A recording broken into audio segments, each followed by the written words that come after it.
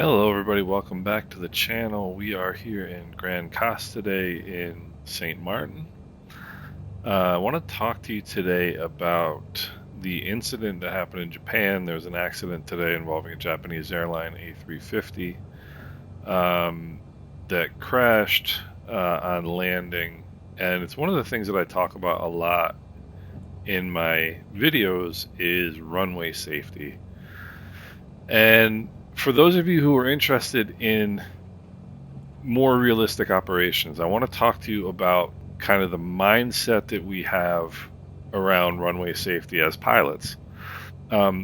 First of all, this is an issue of situational awareness, and situational awareness is just using all the tools at your disposal to know as best as you can what's going on around you and how different aspects of what's happening at the airport could affect you. And that could be other aircraft in the air, other aircraft on the ground, other vehicles on the ground.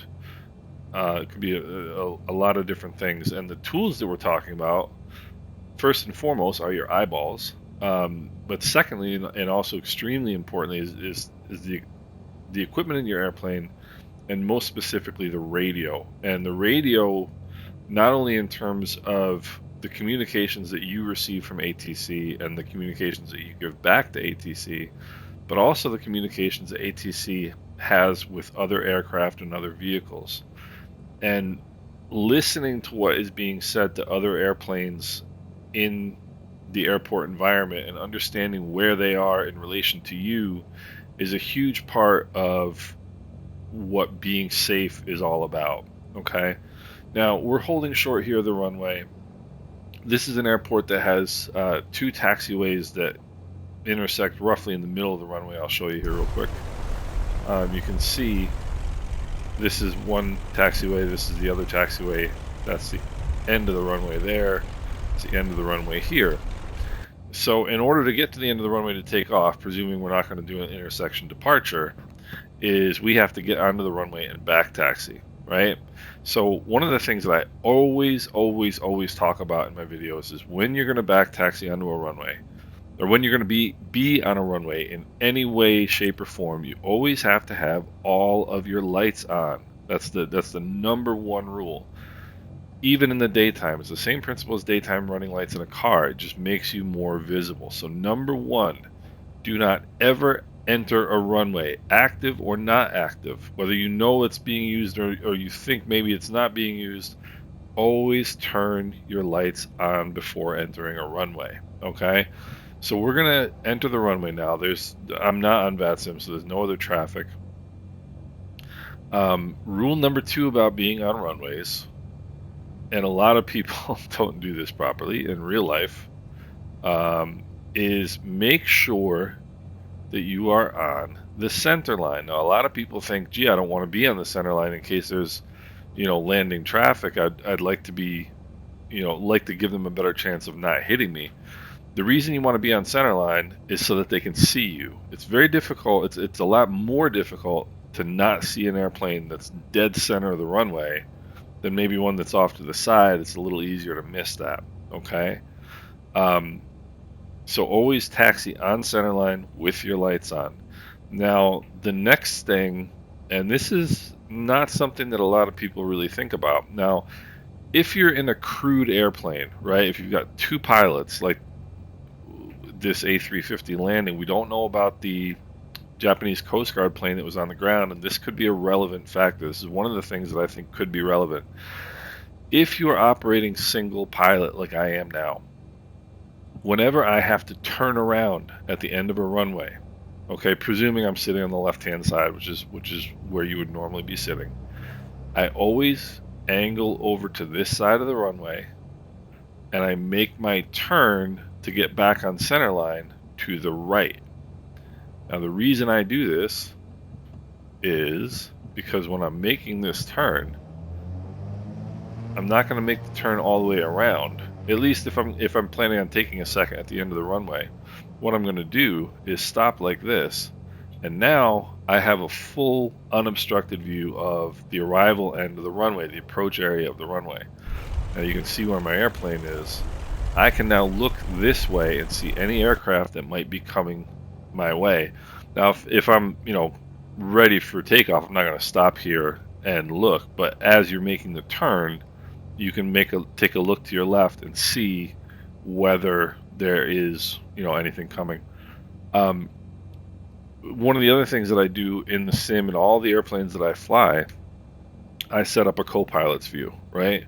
And I set it up in the co-pilot seat in case for whatever reason I have to make a turn the other direction. I can look out that window and see.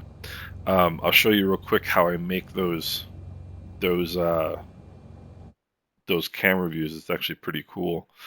Um, I go into my keyboard settings, and first thing I do is search for anything with the number 1. Like I eliminate, I remove all of the numbers, clear current input 1 through 0. I just get rid of them all. I don't need any of them. And that way they're available to me. And you can see here, save custom camera 1, Control Alt 1.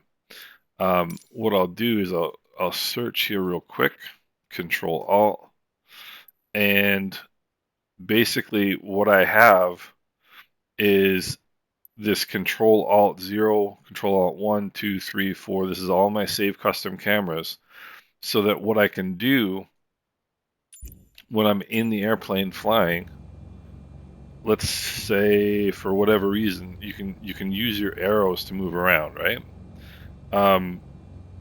Let's say for whatever reason I want to have a view back here. I hit Alt and the back arrow, and then all I have to do is hit Control Alt, let's say 5, and that view is now saved.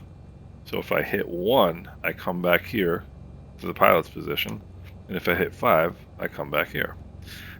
So what I always do is I always set up camera 1 here, camera 2 is usually my pedestal, and then camera 3 is the co-pilot's position, so I can look around. But you just want to be able to look out the window at the arrival end of the runway, make sure there's nothing there. Now, when you are now this particular accident happened at night, and that presents a particular issue, right? So when you're operating in low light conditions or low visibility conditions, it's even more important to have all of your lights on. And one of the reasons that you want all of your lights on is because we know as pilots what these lights all mean depending on what we see, right? If you see a red light on the left side, a green light on the right side, and a white light here, you know which direction that airplane is facing, right? As opposed to if I see green light on this side on the left, red light on the right, and a red light here, I know that the airplane is facing me. So you should always be aware of what the lights mean and what direction the plane is facing based on what lights you see. If you see a red light, you know you're approaching the side of the airplane. If you see a green light, you're approaching the side of the airplane. So these are all things that you should be aware of. At night in low visibility conditions, it's even more important to be aware of the radio and what's going on. Okay. Now there are 2 other things that I think may have contributed to this accident, and we will see as the investigation takes place. It used to be that there was a instruction that ATC would give planes, telling them to taxi into position and hold. Now that has been changed to line up and wait, and the reason is because we're also told to hold short of a runway, and they didn't want people to get confused between hold short and position and hold, because that's the instruction the ATC would give a lot, would be position and hold, hold short, and you could get confused between those 2 instructions, and so now they say line up and wait. The other thing, and this may relate to this accident very, very much, but it also relates to the Austin incident between Southwest Airlines and FedEx about a month and a half ago, where the Southwest plane was holding short of the runway the FedEx plane was on final, the Southwest plane was given permission to take off before the FedEx plane landed, and they took forever to get onto the runway and get moving. If you call up a controller and say ready for departure, like if you're flying on VATSIM and you say ready for departure, be ready for departure. This doesn't mean you're turning your fuel pumps on, you're getting your mixtures and props ready, you're making sure your altimeter is set and blah blah blah blah blah, and making sure that your GPS is all set up. If you say ready for departure, what you are saying is I am ready to get onto the runway, advance the throttles, and take off right away. If a controller asks you, are you ready for departure? Unless you are ready to get on the runway, hit the throttles, and go, the answer is no. And if you're given a takeoff clearance, that means you take off, right away. So there's really kind of two scenarios that might have happened with this Japanese flight. Number one, there's a runway incursion, which means that there's a plane on that runway that shouldn't have been there. We know from listening to the ATC tapes that the Japanese Airlines flight was cleared to land runway 35 right and read back that they were landing on 35 right, and that's where the accident happened, was on 35 right. So the Japan Airlines flight was in the correct place. We don't know what instructions were given to the Coast Guard flight because the Coast Guard was on ground frequency and the Japanese airline flight was on tower frequency. Now, this is another important point. You've got two radios. Use them both. If you've got, you might want to have tower frequency on your number one radio and have either ground if you're landing on the number two radio, or the departure frequency in the backup on the in the active on the number two radio. Only be listening to it. Now you want to be transmitting on the frequency that you are supposed to be on. So if you're supposed to be with tower, you want to be transmitting with tower. But it always helps to have another frequency, either the departure frequency if you're taking off, or ground frequency if you're landing. Have that in your number two radio, have it active.